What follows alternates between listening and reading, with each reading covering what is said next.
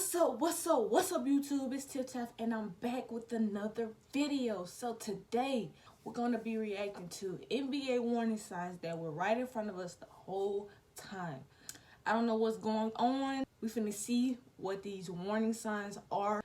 In the thumbnail, I see Kobe and this dude. I don't know who the dude is, but I hope this ain't nothing crazy that I have to like think twice and be like, oh my God.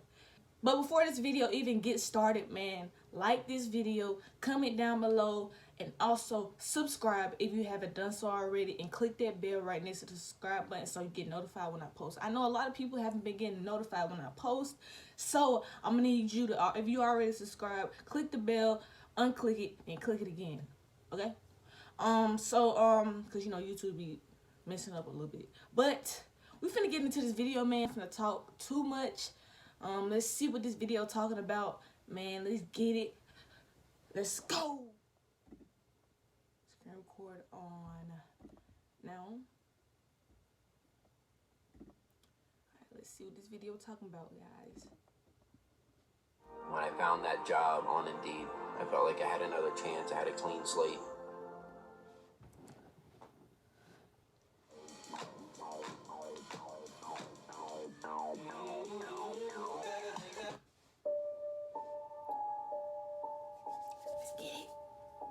We all know that as adults, we don't really have much time to sit and relax for too long. People who have very busy lives tend to overlook certain things that was actually right in front of them this entire time. Whether it's someone trying to tell you something or just never really noted. Bro, I don't know about this video already, bro.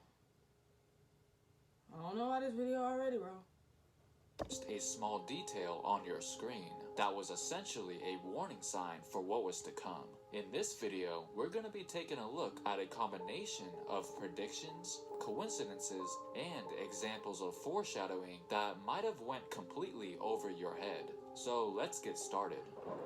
I'm sure by now we've all heard about how Pistol Pete Maravich strangely predicted his very own death during an interview. There was no way even he himself thought that those words would actually translate to real life. Well, it looks like we should have been paying a little bit more closer attention during Kobe's final game.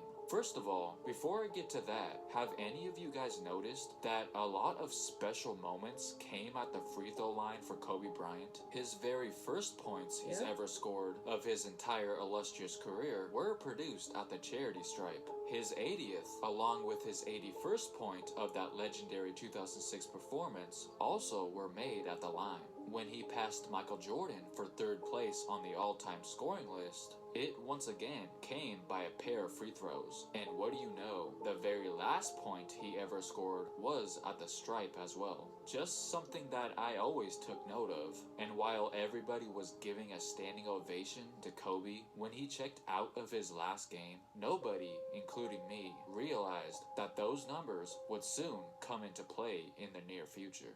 Breaking news in this Sunday afternoon, five-time NBA champion, former league MVP, Kobe Bryant died earlier this afternoon in Los Angeles. Bro, he got checked out the game at 4.1. He died at 41. Oh no. Oh no. Oh no, bro. What is this? In a helicopter crash. Those 4.1 seconds left on the clock told a story. Just like the day when LeBron and the Lakers won this past championship. Try not to freak out when you hear this. The Lakers just won the title on October 11th, 2020. Now, what do you get when you add those numbers up? None other than 41. I don't have all the answers, but that is pretty creepy if you ask me. Now, wow, what is going on? Grammarly does more than catch errors. Come on, Ed. With Grammarly, you can... Hold on, we're not done yet. This coincidence, if you even want to call it that, will literally send chills up your spine. If we go back even further, this little short film, or if you want to say commercial, should have been seen as another red flag. In 2011, Kobe Bryant, Bruce Willis, and Kanye West teamed up with Nike for a project literally titled The Black Mamba. And in it, Kobe relentlessly tries to get his hands on West, while several deadly assassins attempt to try and stop him. Towards the end, it looks like Kanye actually was able to flee the scene, but Kobe, being the assassin he was, picks up some sort of bomb and throws it directly at the helicopter, which, as you can see, causes it to explode. Now, fast forward to the tragic event that took place on January 26th of this year. Many fans were absolutely shocked at the similarity they shared with one another, and as a result, this commercial was resurfacing everywhere on social media. It was almost unbelievable, making many of us question, were they trying to tell us something all along? This is just scary. Here we have a Pizza Hut commercial about a year ago, starring Maria Taylor, that must have had a feeling about the absence of fans before it became reality. Hold on, I gotta go back. Before it became reality. Must have had a feeling about the absence of fans before it became reality. Bro. COVID. You can't have a football game without the fans. Oh, this is crazy. And you can't have football without the hut. That's actually pretty insane, but this one is almost unexplainable. Remember when the Heat fans decided to head out early during Game 6 of the 2013 I remember that. I was NBA mad too. I thought we was Finals gonna because lose. they believed that the game was pretty much over, and then they got a big surprise when they found out that Ray Allen hit a clutch shot to tie the game, but unfortunately was not allowed back in the building. I remember Well, I just recently came across this 2005 Toyota commercial that looks like it foreshadowed what was to come 8 years later. Man, what a blowout. Well, at least we beat the traffic. And the Heat of Titan, what a comeback! Bro, what is going on?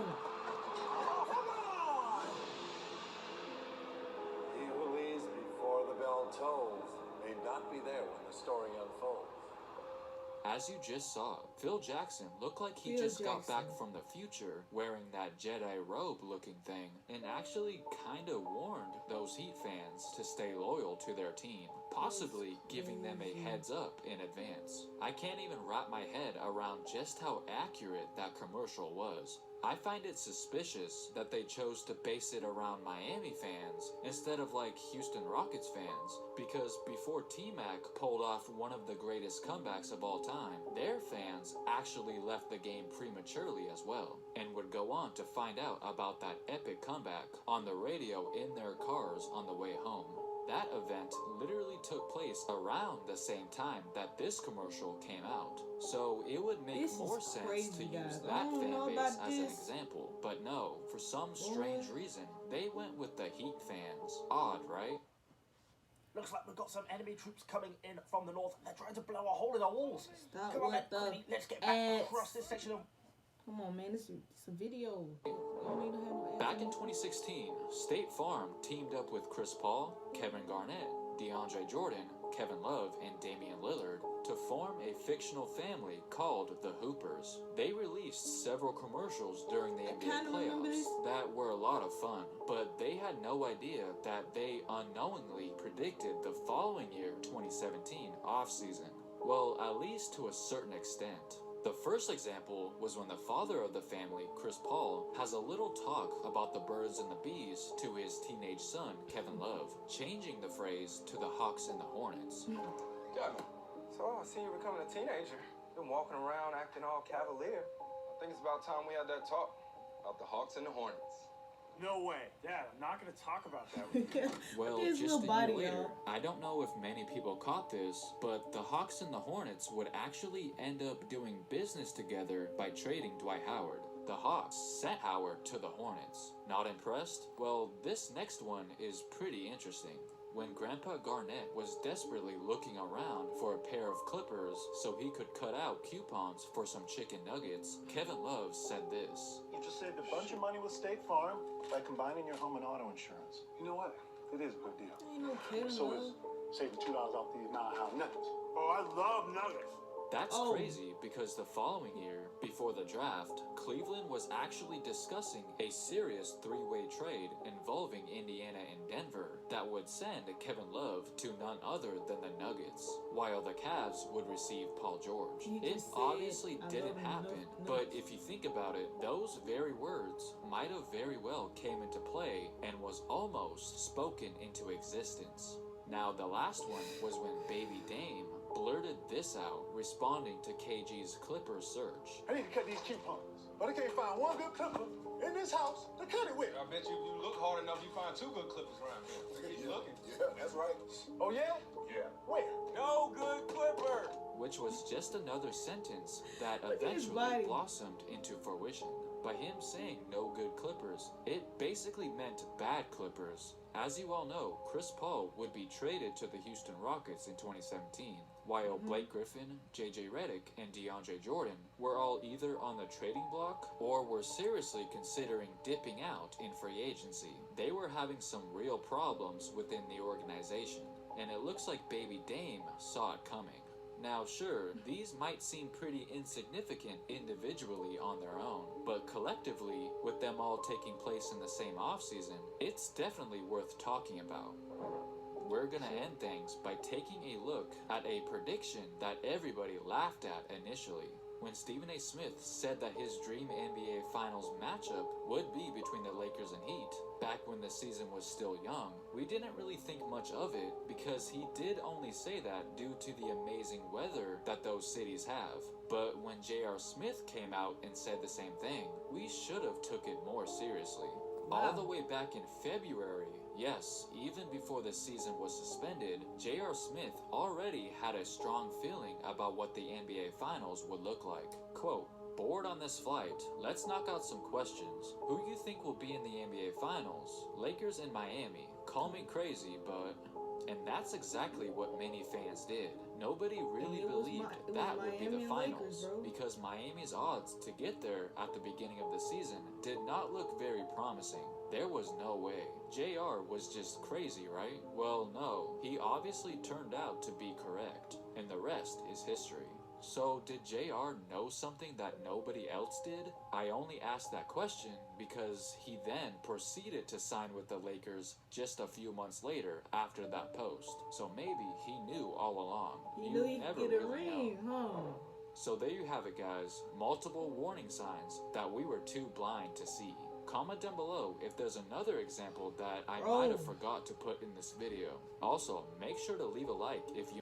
Bro, this is crazy, y'all. That was a crazy video, especially the Kobe thing. Like, that one, that and the Miami Heat one, them two. Whoa.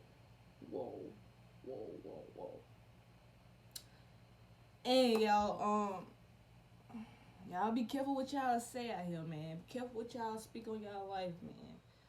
Anyways, before this video ends, if you haven't done so already, man, subscribe right now. Like I said in the beginning of the video, man. Click that bell right next to the subscribe button so you can get notified when I post on the road to 1K. Let's get it.